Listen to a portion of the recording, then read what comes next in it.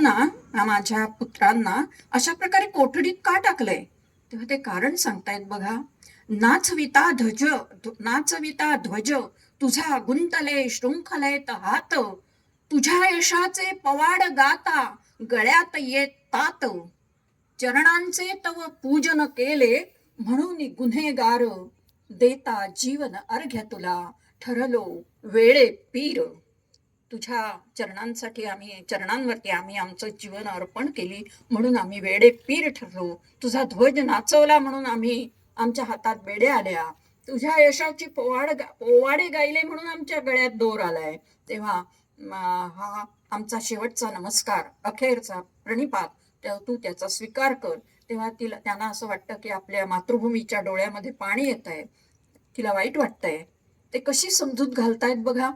ते म्हणतायत, कशास आई भिजविसी डोळे, कशास आई भिजविसी डोळे, उजळ तुझे भाळ, रात्रीच्या गर्भात उद्याचा असे उषक काल, सरणावरती आज आमुची पेटताच प्रेते, उठतील त्या ज्वाळातून भावी क्रांतीचे नेते, लोह दंड तव पायामधले खळाखळा तुटणार आई, खळाखळा तुटणार.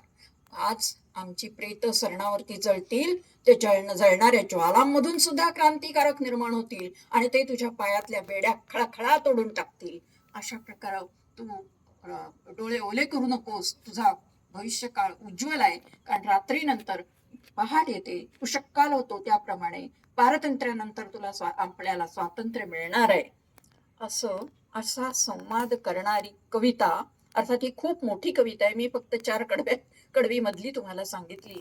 तर मित्रांनो, ही कविता वाचत असताना कुणाच्याही मनामध्ये एक देशभक्ती, राष्ट्रनिष्ठा एक उसळून वरती येते, एकदम उफाळून येते.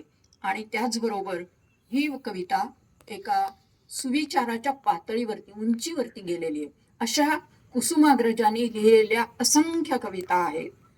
खाकी वर्दी याच्यावरती सुद्धा त्यांनी लिहिलेली एक कविता आहे, पण आज माझी ती पाठ नाहीये, पण मला ती आवडते खूप. तर मित्रांनो, हे सगळं आपण विचारधन आहे, सौंदर्य आहे, कल्पनाविलास आहे, प्रतिभेचं वैभव आहे, हे सगळं आपण समजून घेतलं पाहिजे आणि त्याचं जतन केलं पाहिजे.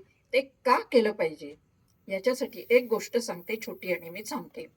एकदा काय झालं होतं, एक मेंढराचं पिल्लू,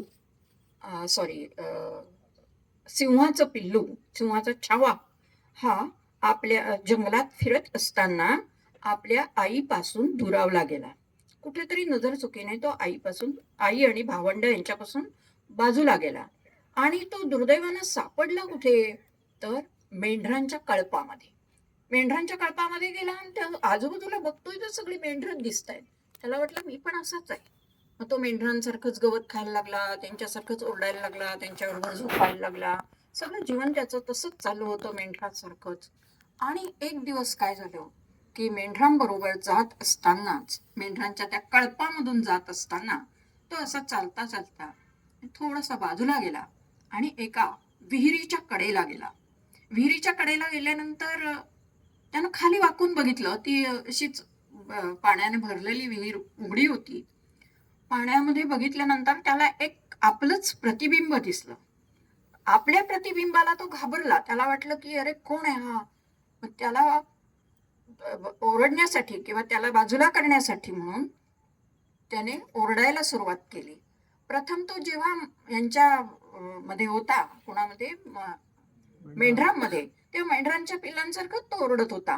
पण आता जेव्हा तो विहिरीच्या काठावरती गेला, स्वतःच प्रतिबिंब त्याने बघितलं आणि तो कोणीतरी दुसरा आहे असं समजून घाबरून त्याने मोठ्याने ओरडण्याचा जेव्हा प्रयत्न केला ना, तर त्याच्या घशामधून गर्जना बाहेर पडली आणि तेच गर्जनेचा प्रतिध्वनी पुन्हा विहिरीतून आला.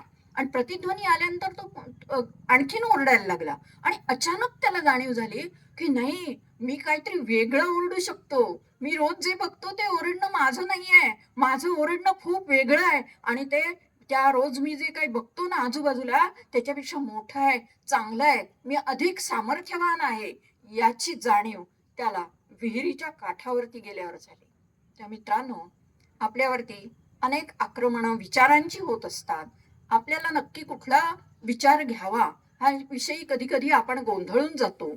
पण जेव्हा आपण आपली मुळं बघतो, आपली मातृभाषेचा अभ्यास करतो, हा मातृभाषेचा अभ्यास हे मातृभाषेमध्ये असलेलं आपलं धन हे त्या विहिरीचं काम करतं.